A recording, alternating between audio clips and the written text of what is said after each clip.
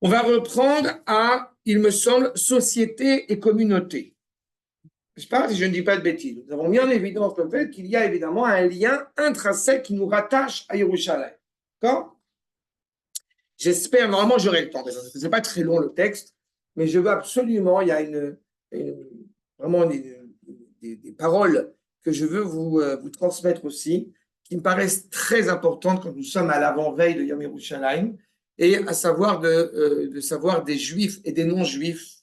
Si vous ne l'avez pas lu, c'est fondamental, de juifs et de non-juifs qui sont exprimés après la guerre des 6 jours, et ce qu'ils ont pu dire sur cette guerre. Et on va voir, et c'est pour le coup émouvant et drôle. Mais on va voir. En tous les cas, la base donc, de Yerushalayim, bien évidemment, c'est qu'elle permet clairement à la nation, nous avions évoqué, d'être pleinement unifiée. On sort du carcan religieux, on sort du carcan national qui en réalité, eh bien, il lui manque cette épine dorsale. Si je ne l'avais pas rappelé, je profite de le rappeler maintenant. Vous savez, il y a un mouvement que le Rav Kook avait fondé, qui s'appelle Degel Yerushalayim, qui en réalité venait en parallèle avec le Degel Tzion, avec le sionisme. Parce qu'en aucune manière nous avons du mépris à l'égard du sionisme. Quand on est un juif, authentique et qui est fidèle à la Torah, en aucune manière nous pourrions être irrespectueux à l'égard du sionisme. Seulement, il est envisageable que dans ce mouvement qu'on appelle sioniste, il manque quelque chose. Il manque justement cette épine dorsale. La ville de Jérusalem est appelée, elle a beaucoup de noms, mais 2 noms qui sont essentiels, c'est Yerushalayim et Tzion. Il y a un regard extérieur et il y a un regard intérieur. Nous avons l'épine dorsale, nous avons le souffle qui anime Yerushalayim, et nous avons l'appareil politique, l'appareil juridique qui entoure Yerushalayim et qui est rattaché bien évidemment à Yerushalayim. Quand nous comprenons la valeur de l'unité, encore une fois, la valeur de sainteté, selon la pensée du Rav Kook notamment, c'est comprendre qu'en réalité, Yerushalayim est le cœur qui englobe tout. Et c'est une nuance essentielle. Et c'est un bouleversement par rapport à un judaïsme que nous avons pu connaître en exil. Aux yeux de certains, Jérusalem, oui, c'est une ville religieuse. Aux yeux de d'autres, non, c'est une capitale administrative. Et en réalité, Jérusalem, ce n'est ni ça, ni ça. C'est l'endroit où, justement, siège par excellence la présence d'Akadosh Baruch Hu grâce à la présence de son peuple sur sa terre. Et sa terre avec un S majuscule. Pourquoi le nom de Jérusalem n'est pas indiqué dans la Torah, et pourquoi l'endroit où nous allons construire le Beth Amikdash n'est pas indiqué dans la Torah. Ceux qui suivent ma carrière, c'est l'article que j'ai publié aujourd'hui. Il y a un article que j'ai envoyé aujourd'hui, c'est un article, ce n'est pas un cours vidéo, c'est un article que j'ai écrit avec des référents au Hachem. Voilà, c'est plus simple, je ne parle pas, c'est écrit.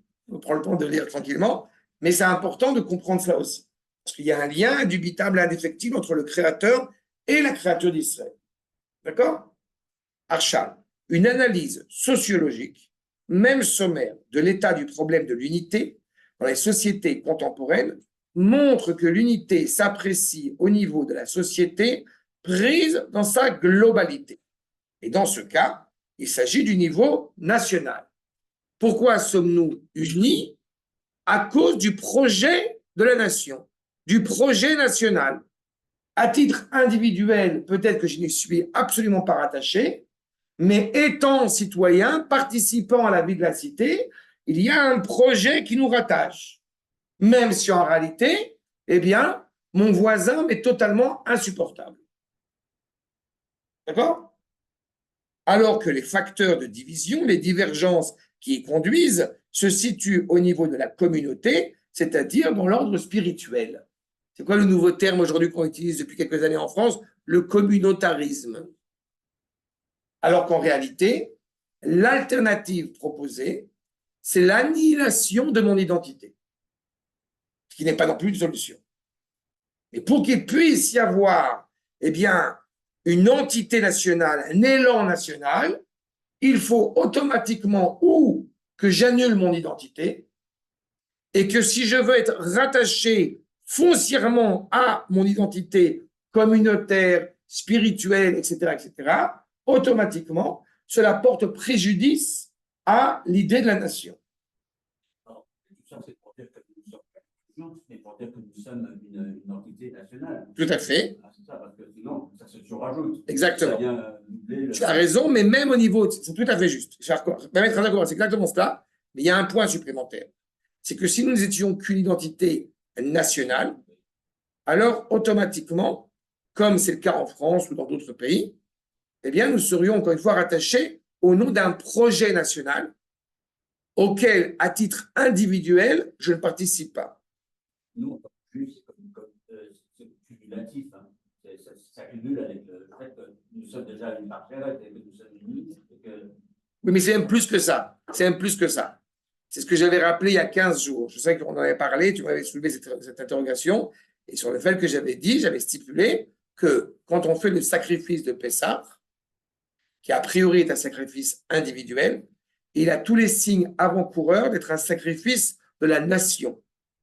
Donc, c'est-à-dire qu'en réalité, à titre individuel, je porte le sceau de la nation sur moi.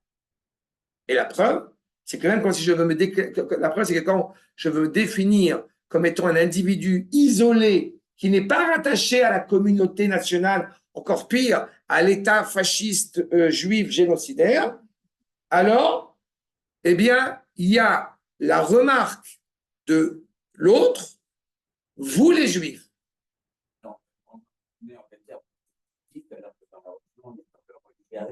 Exactement. Mais le terme, tu as tout à fait raison, et je fais une nuance entre le politique et la politique. Tout ce qui relève du peuple juif, tout ce qui relève de Jérusalem, tout ce qui relève de nos soldats, relève du politique. Ce n'est pas un parti, c'est d'abord et avant tout l'entité même, encore une fois, l'entité du projet divin qui est inscrit sur terre. Enfin, les hommes se réunissent en société autour d'intérêts et en communauté autour d'idéaux. Il existe par exemple une unité française qui est celle de la nation. Il est des intérêts nobles et par ailleurs les familles spirituelles de la France, les communautés, qui elles sont non seulement différentes et divergentes, mais divisées en tensions et en conflits. C'est une réalité. Je vous dis, le texte n'est pas écrit hier. Hein. Évidemment, c'est toujours pareil, une actualité extraordinaire. Il en va autrement de la société d'Israël. Vous devez entendre, comme j'ai coutume de l'expliquer. Vous dites à n'importe quel citoyen en Israël que c'est un Haredi, un Chiloni, un Dati Leumi, un Chardali, ce que vous voulez. Il s'en fout. Maintenant, dites-lui que c'est un Goy. Dites-lui que c'est un Goy. Là, vous l'avez tué. Enfin, il va vous tuer. Pas? Et c'est exactement cette notion-là. Dans les différentes communautés qui existent en dehors d'Israël, on est rattaché autour d'un idéal, quel qu'il soit, et on se réclame de ça.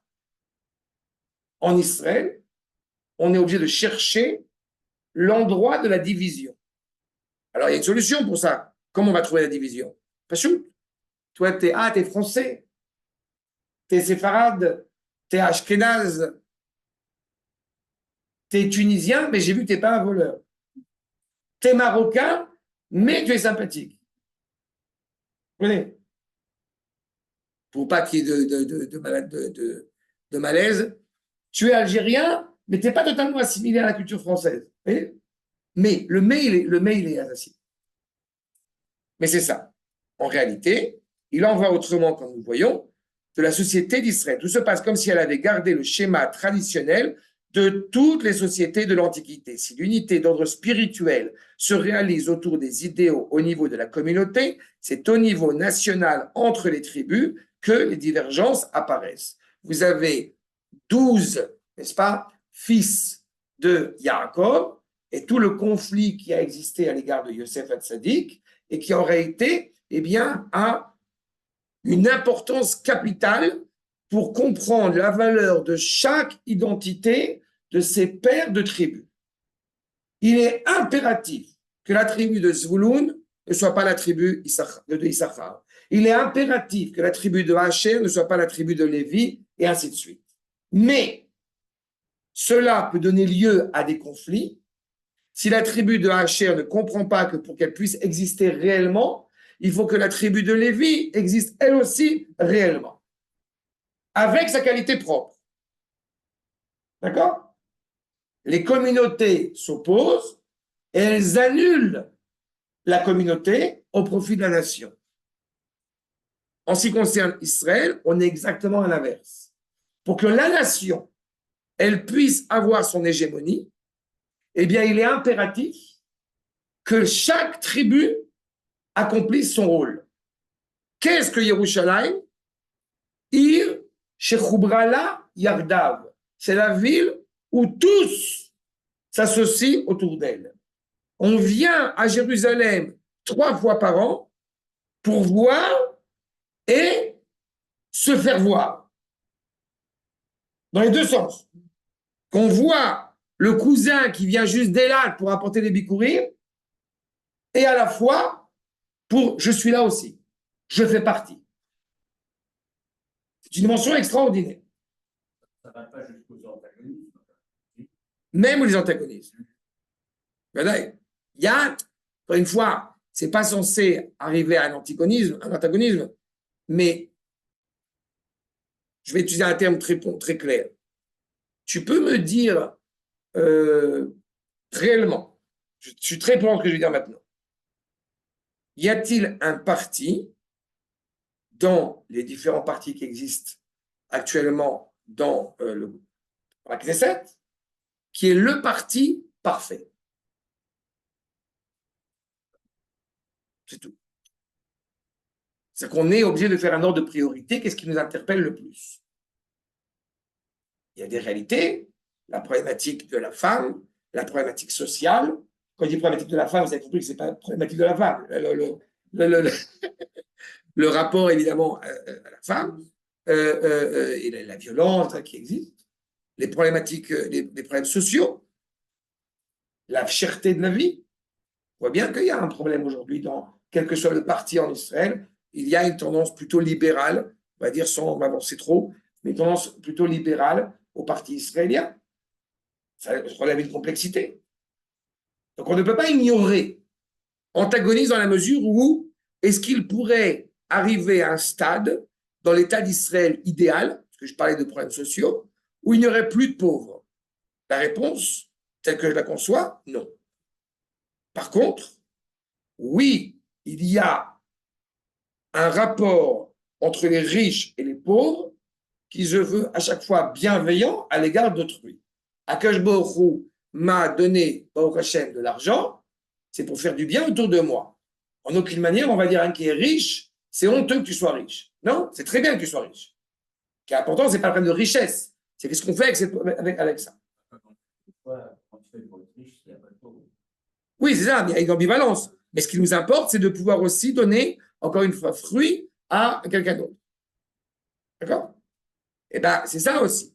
C'est la dimension de la nation. Je ne me supprime pas, je ne m'annule pas en tant que communauté, en tant que qualité propre à ma tribu, mais au contraire, j'en fais profiter la nation. Chaque tribu d'Israël, en effet, peut constituer à elle seule un peuple d'Israël séparé. C'est ce qui s'est passé en exil. On a notre communauté. On connaît tous la plaisanterie du juif qui arrive sur une île déserte, n'est-ce pas? Et il a construit 2 synagogues. Pourquoi il a construit 2 synagogues tout seul? Non, là, je vais prier. Là, même pas en rêve, j'y mets les pieds. Voilà. Aujourd'hui, le Ramanitou dit que pour le moment, les Edot, il va y arriver en 2 minutes, les communautés ont remplacé cette notion de tribu. Hein? Mais en réalité, on aspire bien évidemment à un moment opportun à retrouver vraiment l'essentiel des tribus. Nous avons bien évidemment 3-4 tribus aujourd'hui en Israël.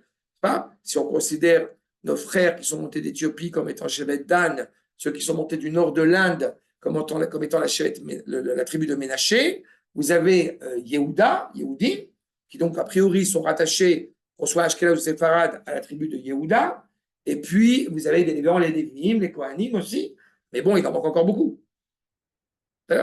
Mais il est clair qu'on a tendance à les remplacer par cette notion aujourd'hui plus de communauté. Pour ma part, je soutiens l'idée que si, eh bien, on pouvait prendre tout ce qui est bien chez les Sfaradim, tout ce qui est bien chez les Ashkenazim, tout ce qui est bien chez les Éthiopiens, les Téménides, on fait un mix et que voilà ce qu'il en sort, ça serait l'idéal.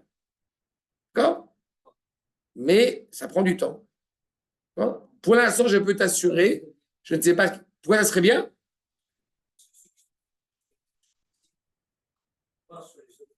Oui, mais il y a des réalités. Non, il y a des réalités, c'est pas ça. Il y a des choses problématiques dans la manière dont, on va dire, c'est un peu une généralité, mais il y a des choses problématiques dans la manière dont le monde ashkénaze a été éduqué, et aussi problématiques dans le monde séfarade, et aussi problématiques dans telle ou telle communauté, mais il y a aussi des choses très bien.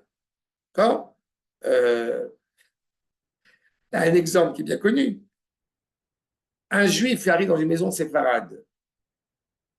Que fait la maîtresse de maison? Vraiment, c'est une généralité, il faudrait nuancer aujourd'hui. Bon, mange. D'accord. Que va dire, qui va se mettre dans du vin ashkénaze? Tu veux un verre d'eau? D'accord? C'est pas vrai pour les beaux-parents, par exemple, mais c'est une réalité qui est liée à une éducation où on ne se donne pas tout de suite, où on n'est pas en train d'être chaleureux tout de suite, ça prend du temps. Il y a des nuances comme ça qui existent. Dans le monde ashkénaze, vous avez par exemple cette idée, ce qui commence à se faire, j'ai l'impression, dans certaines communautés séfarades, mais on a cette idée de Dmei Chaver. On paye un abonnement dans une synagogue aujourd'hui dans le monde ashkénaze, dans beaucoup de synagogues, on paye un abonnement. Ce qui fait que quand Baruch Hashem, on monte à la Torah, ou on donne pas, mais en tous les cas, on n'avait pas besoin de donner 500 millions de dollars. Donner un peu moins. Il n'y a pas les enchères. Pas parce qu'il y a un abonnement, donc la synagogue, elle vit sur ça.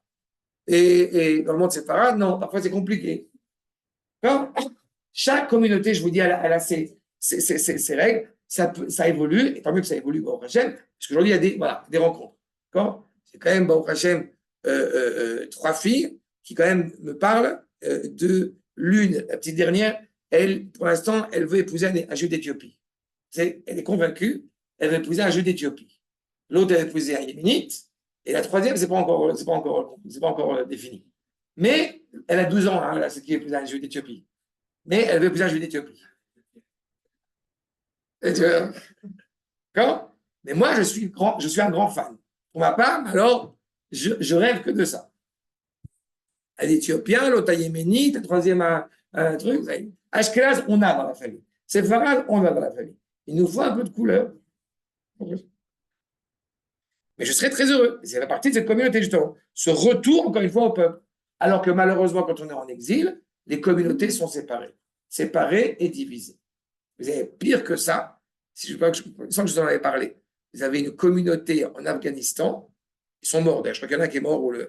Il est resté une synagogue en Afghanistan. Il y avait 2 juifs là-bas. Et ils s'étaient disputés pour une histoire, je ne sais pas quoi, mais qui datait bien évidemment d'il y a. Voilà.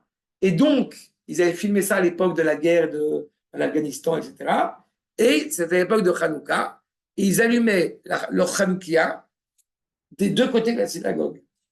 Non, non, mais pas, vous n'êtes que 2. Non, il s'est mal comporté. Je ne veux pas.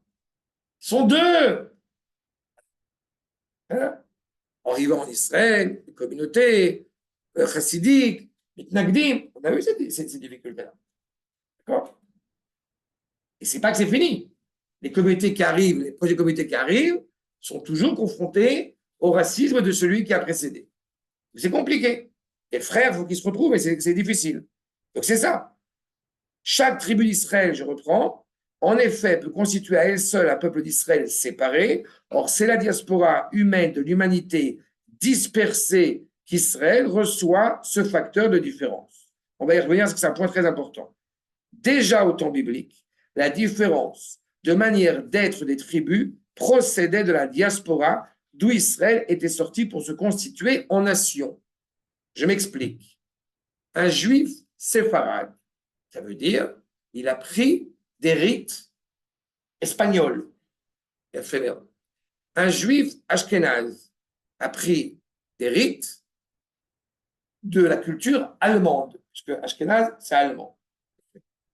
C'est quand même assez fascinant que les deux plus grandes communautés pendant des siècles et des siècles du peuple juif sont rattachées aux deux pays qui étaient jadis les plus pourris qui existent.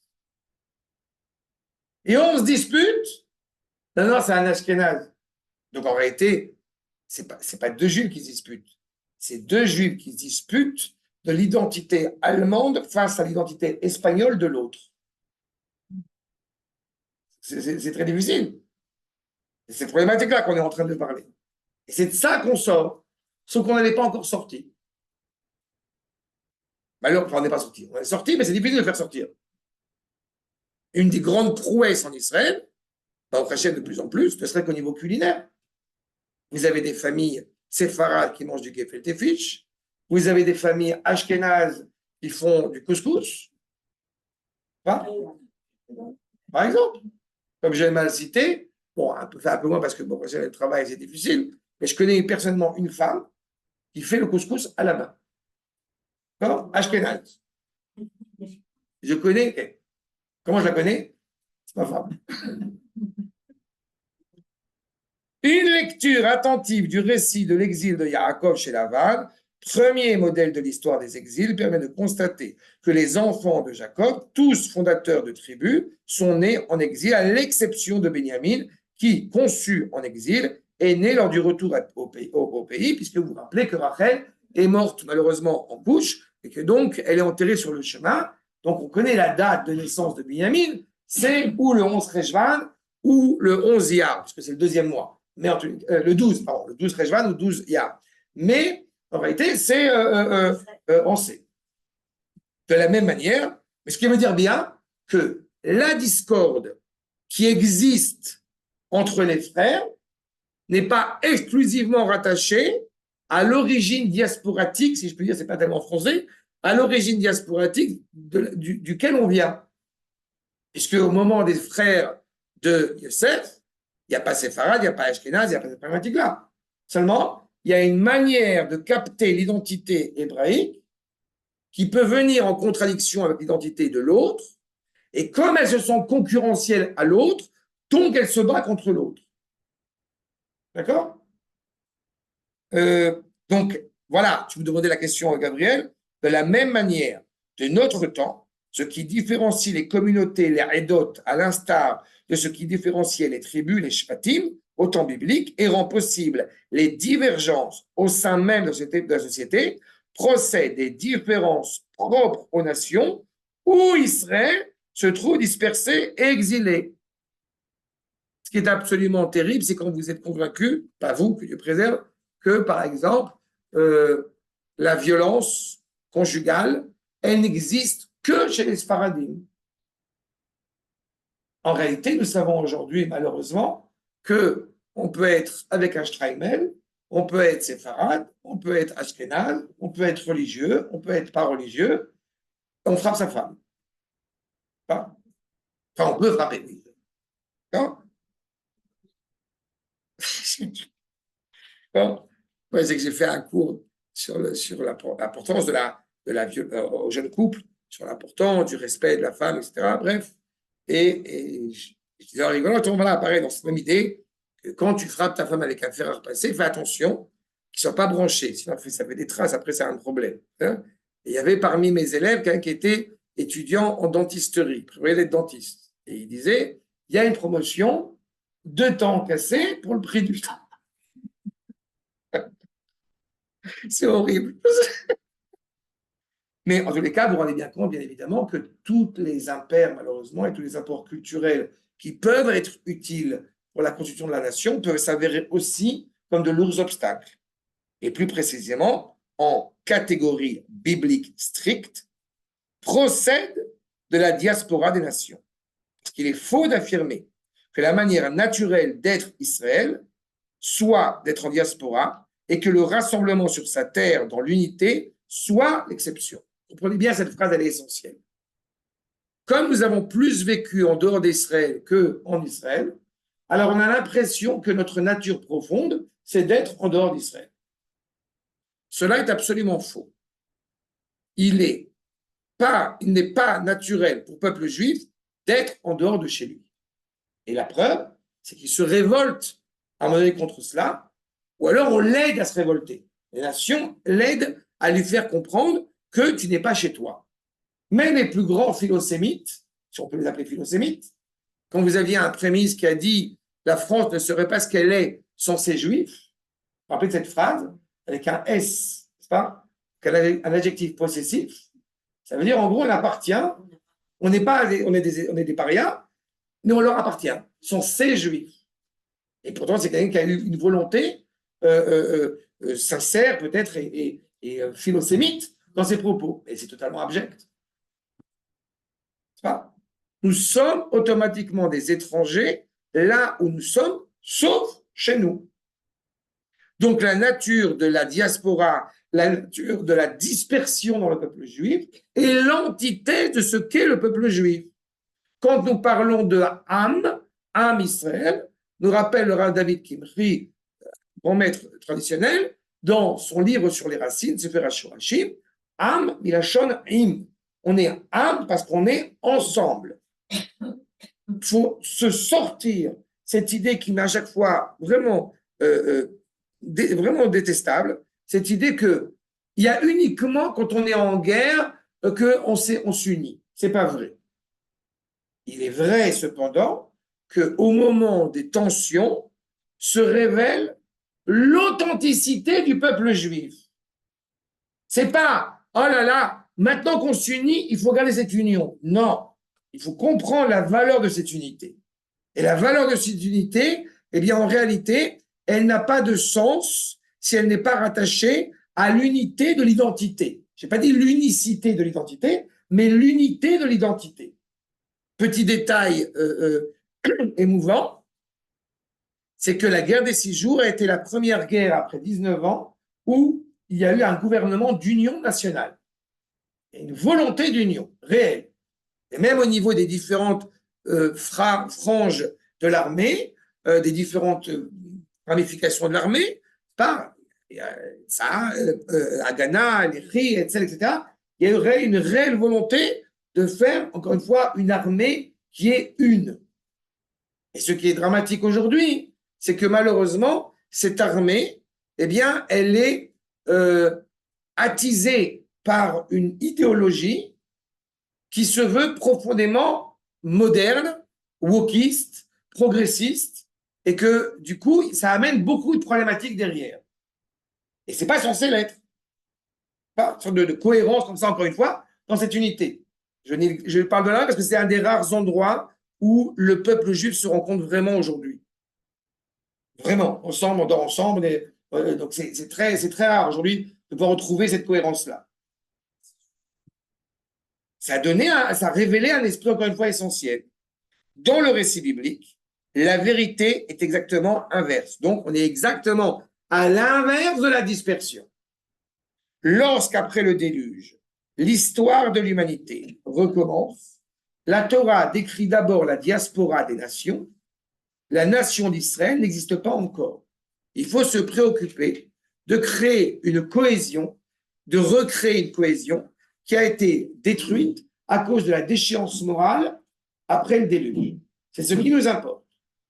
Qui a ce rôle?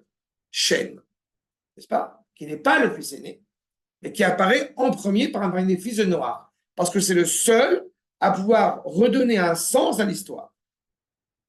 Ham ne pense que à ses instincts, il a le sang chaud, et Yéfet ne pense que à l'esthétique. Shem pense à l'essence des choses. C'est de Shem, bien évidemment, que va sortir quelques générations plus tard Héver, qui a forgé une nation. Donc, il y a une nature profonde, puisque Akadosh Baruch Hu est un, à avoir forgé celui qui est animé par l'unité. Adam, l'homme. La nature profonde d'Israël, c'est l'unité. Pourquoi y a-t-il dans ce cas-là des tensions? Parce qu'il est difficile de réaliser l'unité dans le monde de la réalité dans lequel nous vivons. Nous avons parlé de Am, Torah et Eretz comme une seule unité. Le Rav Kook utilisera un triangle que j'affectionne particulièrement, à savoir la dimension humaniste, si on peut l'appeler comme ça, la dimension spirituelle et la dimension nationaliste. On ne peut pas séparer ces trois pôles. Seulement, on a vécu l'exil. Pourquoi? Il y a beaucoup de raisons. Mais on est parti en exil pour éviter l'implosion. Donc, on a mis de côté la dimension nationaliste. Et du coup, on est devenu une religion. On le rappelle, on est devenu une religion. Et donc, quand on revient en Israël, c'est parce que nous sommes en train de retrouver notre cohérence, notre authenticité. Mais comme, j'ai envie de dire, la dimension nationaliste, nationale, a été en léthargie, a été handicapée pendant 2000 ans, alors elle réclame son rôle. Et automatiquement, les deux autres pôles se positionnent par rapport à cette dimension nationale. Donc, comme il m'arrive souvent de le rappeler, nous allons voir des gens profondément animés par la Torah, mais ne leur parlez pas de nation. On parle de religion, pas de nation. On parle d'humanisme, ne me parlez pas de pogrom à Gaza. Alors qu'en réalité, la nature profonde d'Israël, qui est l'unité, elle englobe tout. Il n'y a pas, comme vous le savez, 71 nations. Il y a 70 nations plus une. L'indice de toute l'humanité est ici. C'est pour ça qu'il y a des juifs blancs, verts, rouges, jaunes, noirs, ce que vous voulez.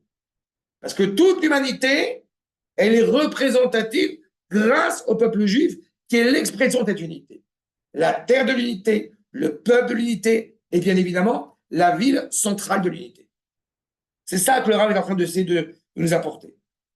Ce n'est pas naturel d'être en diaspora. Donc, comme disait Manitou, avant il existait le mythe du juif errant, et maintenant il existe le mythe du juif aberrant. Ce sont des problématiques-là. La diaspora d'Israël, devenue le peuple juif depuis la destruction de Jérusalem par Rome, est une diaspora seconde, greffée sur celle des nations. Et ce n'est que lorsque les 70 nations de base résultant de l'éclatement de l'unité humaine se constituent qu'apparaît la nation d'Israël, à partir des patriarches. L'expression de l'unité, le tronc, l'épine dorsale est là. Et à chaque fois qu'un des patriarches va apparaître, Nassi Elohim ata betochenu. Tu es profondément élevé pour nous. Le monde, j'ai encore fait cette remarque il n'y a pas longtemps, et ce qui m'amuse beaucoup. Vous n'avez absolument jamais entendu de la part des médias internationaux, des médias mondiaux, la moralité ou l'immoralité de Trump, de Poutine, de Macron. Pas. On n'a jamais entendu parler d'immoralité. Israël, nous sommes constamment rattachés à cette dimension de moralité. Pas. Exactement, exactement. Sauf que malheureusement, la moralité, eh bien, elle n'est pas définie par la bonne personne. Et non, mais même, quand ils accusent Israël, ils te parlent de moralité, pas d'éthique. Sauf que leur moralité, elle est définie par les préceptes de Jésus. Et donc, c'est un problème. C'est le problème. Alors qu'avec l'avènement des patriarches, il y a une transformation. Je vous rappelle que quand Abraham arrive, eh bien, j'ai lu, c'est un midrash toujours fascinant à rappeler, il a sa tente qui est au milieu de nulle part. Pour quelle raison? Pour enseigner la parole d'Akadosh Baruch Hu aux passants. 3 personnes arrivent chez lui, il a plus de 90 ans, il a fait la circoncision, il court pour aller chercher un veau pour faire la shrita, 90 ans après la circoncision, il court, jeune gringalet, et il invite ces 3 personnes donc, à manger à la maison, après leur avoir fait nettoyer leurs pieds, après avoir nettoyé leurs habitudes, raglain, ergelim, après avoir nettoyé les mauvaises habitudes idolâtres qu'ils avaient à l'extérieur, puis ils mangent ensemble. Son objectif, c'est de faire une conférence sur Akadosh Baruch Hu. Pourquoi tu fais un repas? Parce qu'un homme ne peut pas saisir la parole et la grandeur d'Akadosh Baruch Hu s'il n'est pas conscient du manque qui est le sien, en l'occurrence, au niveau du ventre. Arrive, la compréhension de savoir que manger, on mange ensemble. Ce n'est pas que simplement se sustenter, il y a une dimension sociale importante à manger, qui se ratifie, qui s'exprime par le biais du Birkat Hamazon. Et deux, bien évidemment, de savoir qui on doit remercier, c'est Akadosh Baruch Hu. Toute la compréhension, justement, d'Abraham, c'est de faire entendre cette parole-là. Dieu n'est pas présent au ciel, Dieu est présent au ciel et sur terre. Donc, il y a cette dimension morale. Ce que dira Abraham Avinu, la volonté de faire tzedek ou mishpat, la justice et générer les liens entre les gens sur terre. D'accord? Donc, c'est ça. Abraham, Yitzhak et Yaakov. Et je reprends, entre parenthèses, ce que tu as soulevé par rapport à l'éthique. Ce qui m'amuse beaucoup à chaque fois, c'est les 7 puits. Vous savez qu'Abraham a creusé 7 puits. Et quand Abraham décède, alors, eh bien, les goïms, qui sont présents sur place, rebouchent les puits. Yitzhak, que fait-il? Il recreuse ces puits. Le Midrash et nos maîtres nous enseignent justement un truc extraordinaire. C'est quoi les 7 puits? C'est les 7 mitzvot bnei Noach, les 7 commandements que tout homme sur terre digne de ce nom doit appliquer pour être considéré comme étant un être moral. Et le fait est que quand Abraham était vivant, ils se sont engagés à le faire. Mais Abraham, j'ai envie de vous dire, c'est pas le Shulchan Aruch. Abraham, c'est la vertu de bonté gratuite. C'est-à-dire accepter l'idée que les nations qui vont se comporter moralement ou immoralement, oh, un jour oui, un jour non, c'est compliqué, on n'est pas. Quand arrive Yitzhak, c'est la Gvura. On est déjà dans la justice, dans le Shulchan Aruch. Ce n'est plus négociable. Seulement à chaque fois qu'ils vont se rappeler de la promesse auxquelles ils se sont engagés auprès d'Abraham, ils se rendent compte qu'ils en sont incapables. Meilleure solution, boucher les puits. Il n'y a plus de puits, il n'y a plus de mitzvot. Que fait Yitzhak? Il recreuse des puits. Vous êtes engagés. C'est fondamental. C'est ça, l'idée que représente encore une fois Israël et en son cœur Jérusalem. Donc, on s'est greffé sur la diaspora des nations, mais ce n'était pas notre nature profonde. Je vous rappelle par la même occasion que Yetziat Mitzrayim n'a jamais voulu dire la sortie d'Égypte, mais veut dire la sortie de l'Égypte. C'est l'Égypte qui sort de son esprit étriqué. C'est la grandeur justement d'un Israël. On veut réunifier toutes les forces inhérentes à l'homme. Regardons la suite. Elle vient se greffer sur la diaspora des nations dans l'espérance messianique des prophètes de la Bible en cherchant à réunifier cette manière d'être homme éclaté dans ces autres manières qu'on appelle les goïms, c'est-à-dire les nations. C'est pourquoi, lorsque les tribus se rassemblent, elles ramènent avec elles un principe de divergence qu'elles ont recueilli de l'universel humain éclaté. Avec quel objectif? Pouvoir faire participer cette qualité particulière à l'édifice global. Pourquoi un goy, justement, a une justification d'existence? Dans la mesure où il aura permis au monde de s'améliorer, au monde d'aller mieux. Mais si il n'a pas agi de quelque manière que ce soit, il n'a aucune justification d'existence. Am Israël est parti de prime abord en exil pour puiser, j'ai envie de dire, cette étincelle et la ramener en Israël pour construire encore une fois la nation de l'unité. En aucune manière nous avons une envie de détruire les goïms, c'est-à-dire les hommes en tant que tels, au contraire, mais chaque nation ne possède qu'une qualité. Israël englobe toutes les qualités, parce que c'est le fils aîné. Et s'il n'y avait pas un principe spirituel de réunification perpétuelle à travers le rite de la Réia, de voir ou de l'être vu, j'ai parlé des 3 régalies tout à l'heure, des faits de pèlerinage, cette divergence irait en s'approfondissant et il y aurait le risque que se forment non pas les 12 tribus qui composent la nation d'Israël, idéalement, mais 12 peuples d'Israël séparés. Si je viens à Jérusalem pour voir et pour être vu, c'est-à-dire qu'en réalité, j'accepte l'idée que l'autre est autre que moi. Si je dois imposer à l'autre d'être comme moi, c'est qu'en réalité, je n'aime pas l'âme Israël. J'aime moi. Elle est claire cette nuance? Vous avez en hébreu le mot achayut, qui a une racine de 2 ou de 3 lettres. La première qui est ach, je reconnais l'autre comme étant un être frère. Le achayut, je rappelle, c'est la notion de responsabilité. Je reconnais l'autre comme étant mon frère, mais aussi comme étant autre que moi. Si par exemple, nous avions quelqu'un d'une intelligence certaine qui disait, eh bien, les soldats ont pour hobby d'aller massacrer des enfants à Gaza, par exemple, totalement théorique, qui n'existe pas dans Roger, et qui s'appellerait Yair Golan, voilà un nom comme ça, d'accord? Par exemple, évidemment, ça serait totalement abject.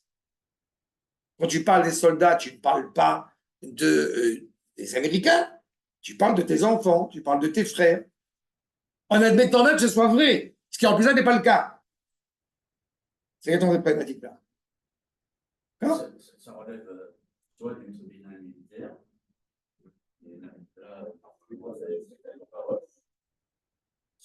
soit il est coupable mais non responsable, et ça relève de la psychiatrie. Il y a beaucoup de gens qui doivent aller en psychiatrie, c'est vrai. Il n'y a pas de droit. Et tu sais, ce qui me désole au plus profond, c'est toujours la même problématique. Alors, encore une fois, ce qui me désole au plus haut point de ce genre de propos et d'autres, qui profite de ces propos? En premier lieu, les nations, nos ennemis, le Hamas, etc. Et c'est là où c'est dramatique. D'accord? Nous avons inventé cette expression, Otto Verbringer, nous avons inventé cette dimension de haine de soi. Non, mais nous ne sommes pas en train de mesurer la gravité des propos, c'est une évidence non, mais tu as raison, tu t'as dit. Et que fait-on dans un pays comme ça, qui est en guerre, et lorsque, au sein de sa nation, même quelqu'un qui a eu un mérite, et surtout en pleine guerre, qui a eu un mérite militaire reconnu, mais dans toutes les guerres, il y a eu des soldats de haut rang qui ont été fusillés parce que. Non, de Tiaret. C'est une blague. Non, non.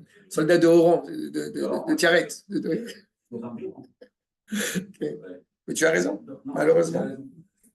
C'est triste d'avoir raison, là. Non, mais tu as raison. Je n'ai pas. Il y a, hélas, encore une fois, il y a. C'est toute la problématique. C'est toute la problématique que nous soulevons. Puisque cette identité, malheureusement, elle est. Sacha, puisque cette identité, elle est malheureusement motivée par une volonté, encore une fois, de plaire aux nations, donc automatiquement, surtout dans notre génération, la génération de la délivrance, automatiquement, elle est souillée. C'est ça le problème. Bien sûr, mais tu as raison.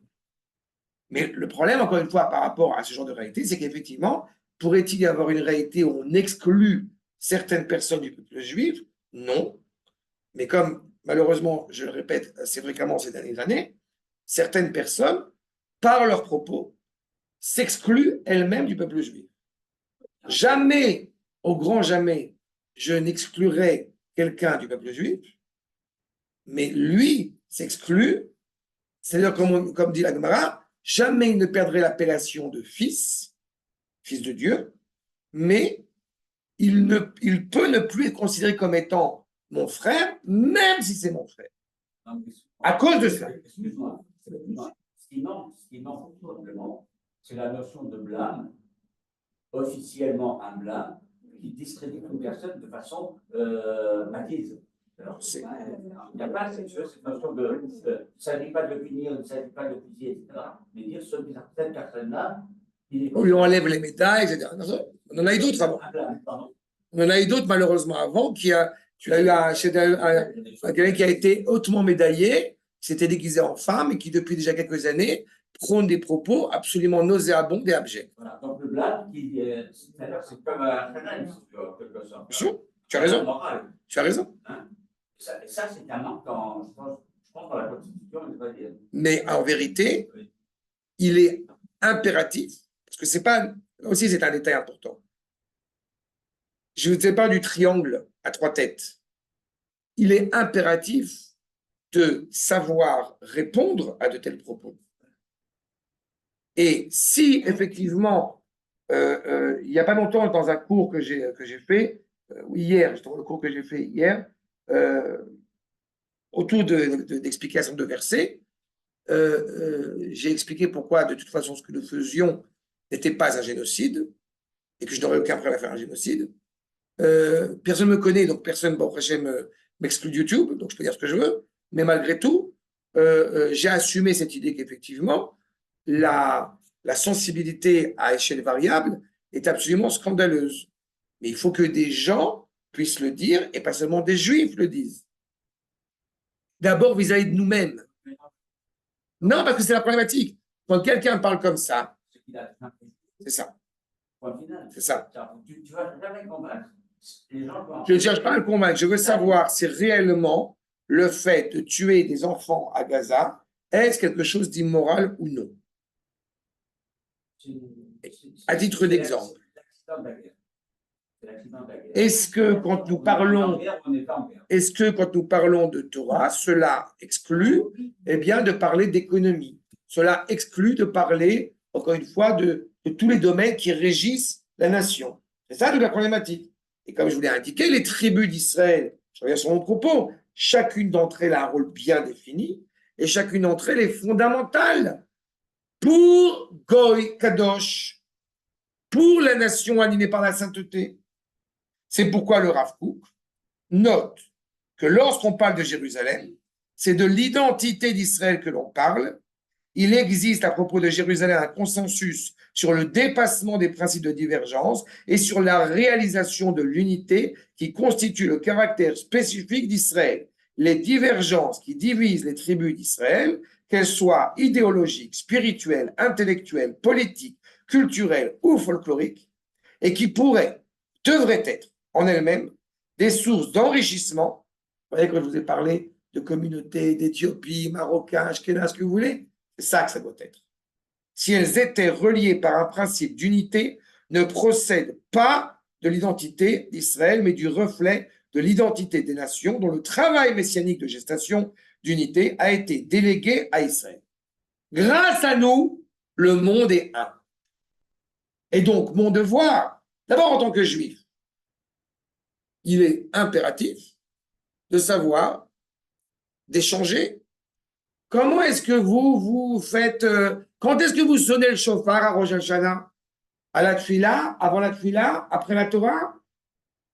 Pourquoi vous ne mélangez pas le fromage et le poisson et nous, oui? Plein de domaines, encore une fois. Comment vous prononcez ce mot? Comment vous chantez cette chanson? Plein de choses qui relèvent d'un enrichissement extraordinaire pour notre peuple. Et pas un ennemi, et pas une opposition. Mais s'il y a une opposition, ça veut dire qu'on est d'abord et avant tout séfarade, d'abord et avant tout ashkénaze, et après juif. Et que Dieu préserve, nous ne sommes pas goïm. Mais dans cette volonté, tu sais, minag, tu le lis à l'envers, c'est Geinom. Un minag peut devenir une horreur. D'accord? Peut devenir l'enfer. Donc le minag prend le pas sur la halakha. C'est fondamental. Nous avions été invités avec mon épouse il y a quelques années à un repas festif où tout le repas, c'était quoi? Du saumon avec de la crème fraîche. Enfin, toute la base du repas, c'était le mélange de fromage et de poisson. Les beaux-parents étaient là. Oh là là, qu'est-ce que vous allez faire? J'ai dit à la belle-mère, t'inquiète pas, on mange. C'est tout. Sans se prendre la tête. Mais il faut le savoir. Il faut connaître la Torah pour pouvoir dire comme ça.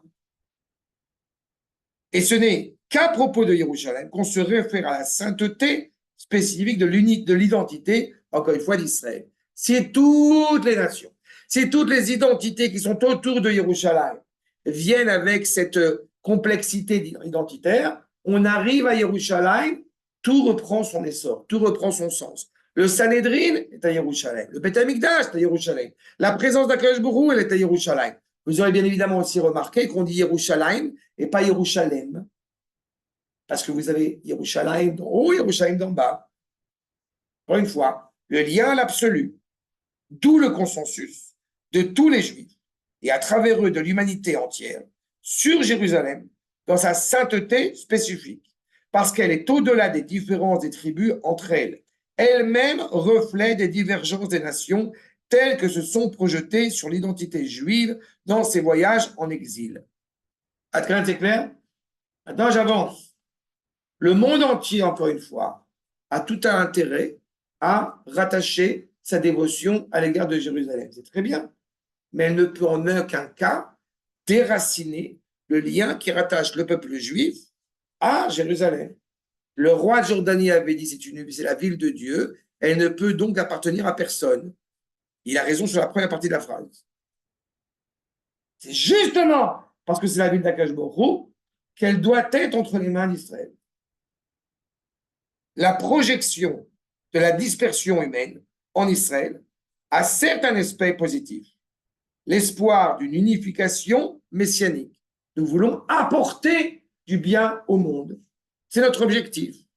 Quand on nous traite de racistes, mais si tous les racistes pouvaient être comme la dimension du peuple juif, le monde irait très bien.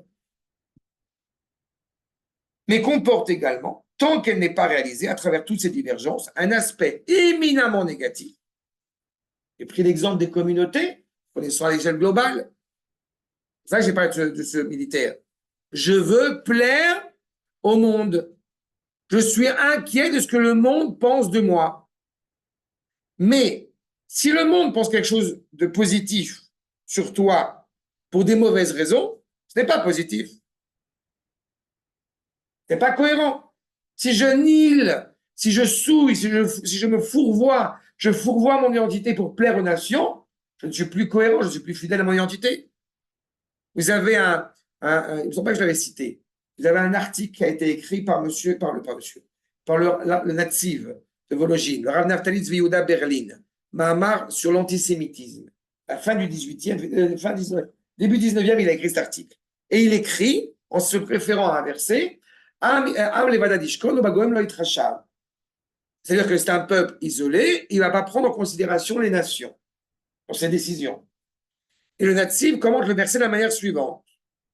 À la différence des nations, à la différence des peuples à travers le monde, quand ces peuples-là veulent être intégrés au monde, elles s'annulent et grâce à ça, elles existent. Israël, c'est l'inverse. Am, levadad, ishkon. Quand on est isolé, on va subsister. Maintenant, si on pense une seule seconde qu'il faut prendre en considération, eh bien, l'égoïsme pour pouvoir agir, pour pouvoir prendre nos décisions, il dit ça, on est encore en exil à ce moment-là. Eh bien, Ubagoïm Loït Racham commente le natif de Vologine, même les goïms, ils vont pas te calculer. T'es pas un vrai juif, toi. D'accord? Quand Sartre il a écrit son livre sur la réflexion sur la question juive, les juifs qui avaient comme référentiel, c'était des juifs, dirait Benny Lévy, des juifs totalement déjudaïsés. C'est pas une référence. Vous entendez certains philosémites de temps en temps, ils vous citent tous ces juifs extraordinaires pour l'art et la culture, mais qui sont totalement dénués d'identité juive. Et c'est scandaleux. C'est ce qu'on poussé à l'extrême et beaucoup trop loin, la notion de dinat et de. C'est ça. Le fait de se soumettre et d'avoir même l'obligation de se soumettre aux dénis du pays, ils ont été au-delà de ça. Ils ont carrément appliqué sur leur petite bébé. C'est ça. Mais il y a même une volonté sincère. C'est pas que Dina de Malchuta parce qu'on veut accomplir la loi, on veut la loi. Il y a une volonté sincère de s'assimiler à la culture de la nation, encore une fois, qu'on a en face. Et ce qu'il nous dit, c'est l'aspect éminemment négatif, qui par contraste renforce d'autant plus la réalité d'unité que représente Jérusalem. Trois forces, vous voyez le Rav, indiquent que trois forces principales sont à l'œuvre dans la Jérusalem biblique et constituent cette unité. La sainteté, la gvoura, c'est-à-dire la vaillance, et lorsque la sainteté et la vaillance sont alliées, la force de la prophétie. Je reprends. Il y a deux termes essentiels, comme et miout, deux niveaux, deux vont ensemble, la sainteté et la vaillance. Qu'est-ce qu'il y a de plus beau qu'un soldat avec une kippa qui mène le combat? C'est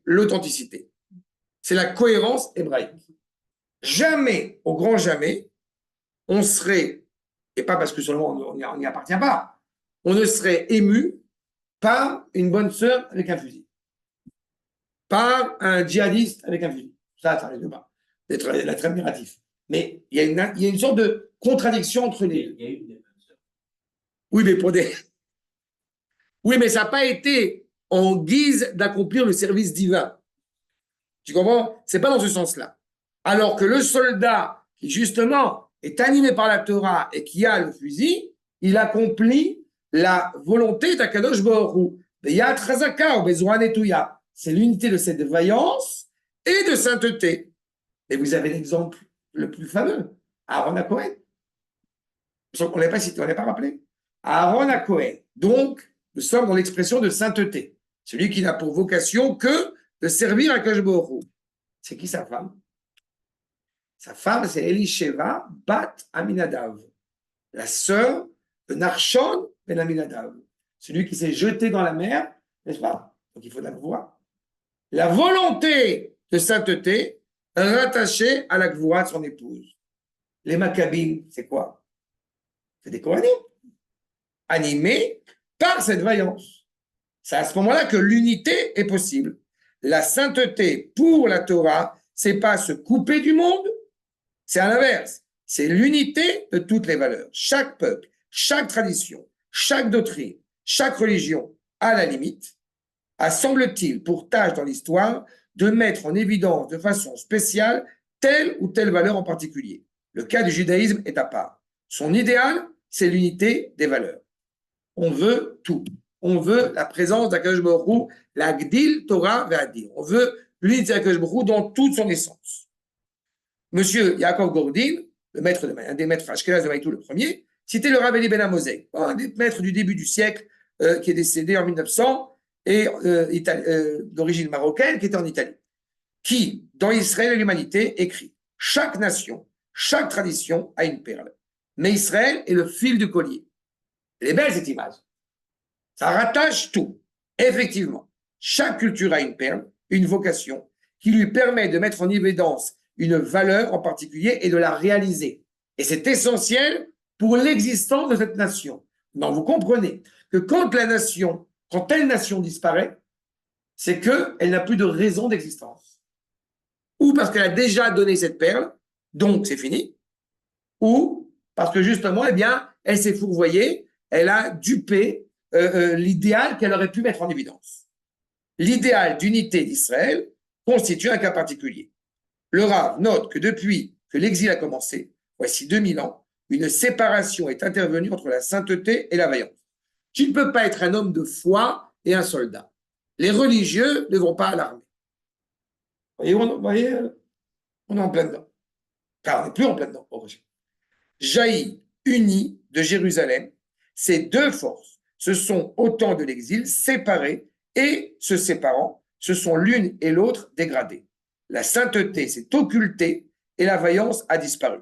La reconstruction de Jérusalem aura pour signe l'alliance retrouvée entre elles. Une réflexion renouvelée permettrait de trouver une ligne de lecture beaucoup plus aisée du chaos d'événements que l'actualité présente d'Israël, à l'époque où il en parle dans les années 90, les accords d'Oslo, etc., et où règne encore, semble-t-il, l'affrontement entre ces deux valeurs.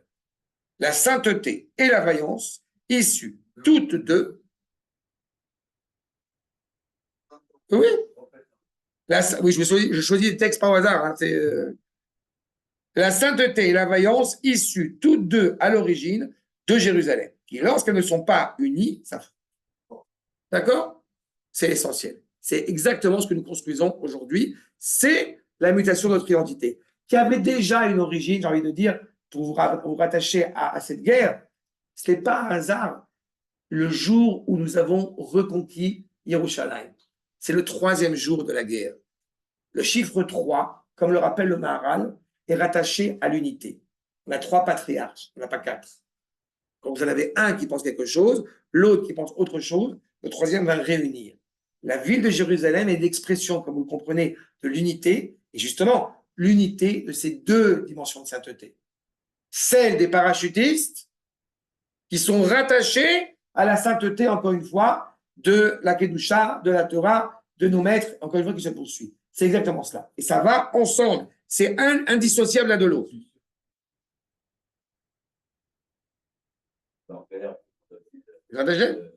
C'est ce qui se passe. C'est ce qui gêne d'ailleurs beaucoup de gens. D'accord? Mais la dernière guerre, malheureusement, a prouvé, hélas, combien de juifs animés par la Torah sont tombés. Et ce qui est une grande leçon, puisque même le journal Haaretz a dit on a beaucoup à apprendre du monde religieux, et religieux sioniste en particulier. D'accord? On a la Haaretz. Oui. Le Rav, on termine ça, on finit l'article, ça va, vous avez okay.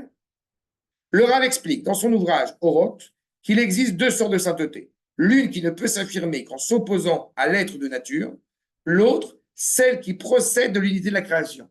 C'est clair tous ces détails-là? On ne peut pas penser la sainteté coupée du monde. Ça, laissez ça aux chrétiens. L'Akdoucha, c'est vivre totalement inscrit dans le monde. Mais ça ne peut pas se faire, bien évidemment, en dehors d'Eretz Israël, sans Yerushalayim. Achab, le cas particulier de la tradition juive est d'avoir été un monothéisme radical, absolu, parmi les conceptions du monde dérivées du dualisme qui, lui, n'arrive pas à admettre, penser et vivre l'unité absolue entre la vérité et la réalité. Nous pensons que Dieu est un. Nous pensons que Dieu est un.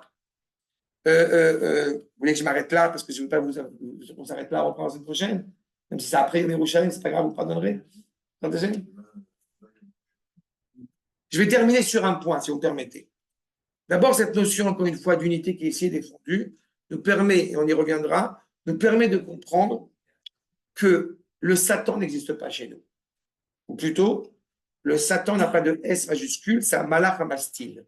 C'est un ministre, c'est l'ange accusateur qui est directement rattaché au projet divin, à savoir de vérifier si la créature est en cohérence avec la vérité du projet divin. C'est inscrit dans le gouvernement. Ce n'est pas une sorte de force qui va affronter en face. Maintenant, parce que je veux profiter pour ces quelques dernières minutes de vous signifier dans cette unité-là, et Dieu sait combien il y avait des gens proches de la Torah, plus éloignés de la Torah, au moment de la guerre des 6 jours, et vous avez un ouvrage extraordinaire qui s'appelle Troufa Agdola, écrit par le Rav Menachem Kasher, qui a compilé tous les témoignages de juifs et de non-juifs. Je ne peux pas tout vous lire, et une bonne partie du livre, mais quelques-uns qui sont quand même extraordinaires. On demande à Yitzhak Rabin, après la guerre des 6 jours, comment est-ce qu'il explique cette guerre? Comment est-ce qu'il comprend? Réponse de Yitzhak Rabin, al Rav Goren. Mais et Hashem aitazot iniflat benenu. C'est Yitzhak Rabin qui parle et qui dit, ça vient d'Akadosh Baruch Hu. C'est une merveille à nos yeux qu'on ne peut comprendre. Allons demander à Ezer Weizmann, qui était pilote, il a levé la tête vers le haut, lui pareil. On ne peut pas dire que c'est un rave réputé. Il ne peut pas être susceptible d'être pieux, mais vous avez compris l'idée. Ezer Weizmann a levé la tête vers le haut et a dit Etzba Elohim. Doigt de Dieu. D'accord? Je ne vais pas tous vous dire. Quelques encore. Le journal Haaretz, à propos. Gam Mishaino Dati, même celui qui n'est pas religieux, se doit de reconnaître Mouchach Leodot que Mina Shamaim Lachamu Lema'anenu, que dans les cieux, ils se sont battus en notre faveur.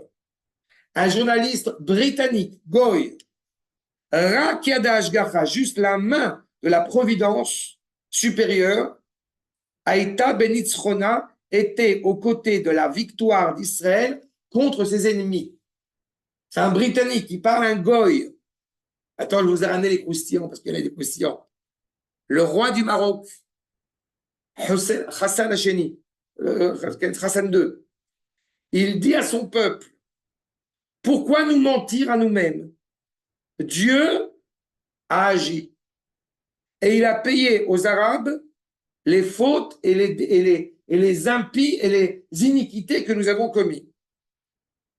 Le copain de Nasser, Hasnin Echal, voilà, Marchémo, qui dit quand même ce qui s'est passé à l'aviation égyptienne le 5 juin au matin était la main du destin qui s'est tue au moment le plus important. On était armés jusqu'aux dents, on avait la possibilité de leur rentrer dedans, rien n'a marché comme il fallait. Je ne sais pas si je serai encore vivant pour essayer de comprendre quelque part dans l'histoire comment cela a pu se produire. Quelqu'un qui est tombé à Rafiah, un arabe. Ça, c'est beau, c'est beau. Athema Yehudi, je vous le dis. Vous, les Juifs, vous êtes des démons. Vous êtes des héros. Même si je vais vivre 1000 ans, je ne pourrai pas m'expliquer comment cela a pu se produire. Notre arme n'a pas marché. Et même quand vous avez tiré n'importe où, vous êtes tombé sur la cible. Qu'est-ce que je peux faire? Nous avons été vaincus. Il semble sans aucun doute que Allah était avec vous. D'accord? Enfin, un petit dernier, un lieutenant égyptien, Eineni Yodea, je ne sais pas si vous êtes des héros, mais il est clair que vous n'êtes pas des gens normaux. Vous nous avez détruits déjà dès le premier jour de la guerre, de manière que l'histoire n'est même pas en mesure d'imaginer et de comprendre. Nous savions que nous avions une force extraordinaire. Pas oublier qu'il y avait quand même 212 avions qui sont partis. Ceux qui ont écouté mes audios, ils ont entendu ce que j'ai rappelé ce matin.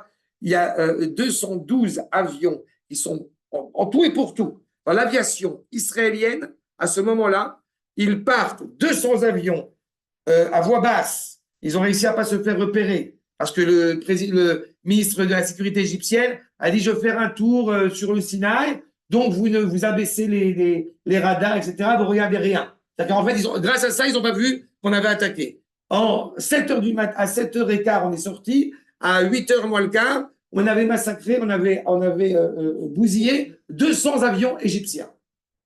200. Et on n'avait que 12 avions de l'autre côté pour protéger l'État d'Israël. Voilà ce qui est passé. L'histoire est incapable de comprendre cela. On en a encore des tas. Je vous ai livré un échantillon, un florilège, pour vous compreniez encore une fois. Jérusalem, c'est Ir Shechubra, la Yardav, c'est la ville où Akadosh Baruch Hu est profondément rattaché à son peuple et le peuple est profondément rattaché à Akadosh Baruch Hu. C'est pour ça que le Rav Goren sonnera ce chauffard bien connu qui est parti d'Algérie pour arriver à Auschwitz, pour arriver à Jérusalem. Et je vous permets de vous rappeler un détail qui à chaque fois m'émeut. Les 2 premiers civils qui sont montés sur le mont du Temple, les 2 premiers civils, c'est le Rav du Rav Goren et son beau-père. Le Rav du Rav Goren, c'est le Rav Tzvi Yehuda, le fils du Rav Kook, et son beau-père, qui n'avait pas quitté sa maison depuis 19 ans. C'est le Rav David HaKohen, le Rav Nazir. C'est les 2 premiers civils, tous 2 Kohanim, qui sont montés sur le mont du Temple. Et comme dira le Rav Tzvi Yehuda, il est temps d'énoncer au monde que la présence d'Akadosh Baruch Hu est pleinement revenue chez elle. Et c'est sur ces paroles, Bezrat Hashem, que je vous souhaite Yom Yerushalayim Sameach. Shalom.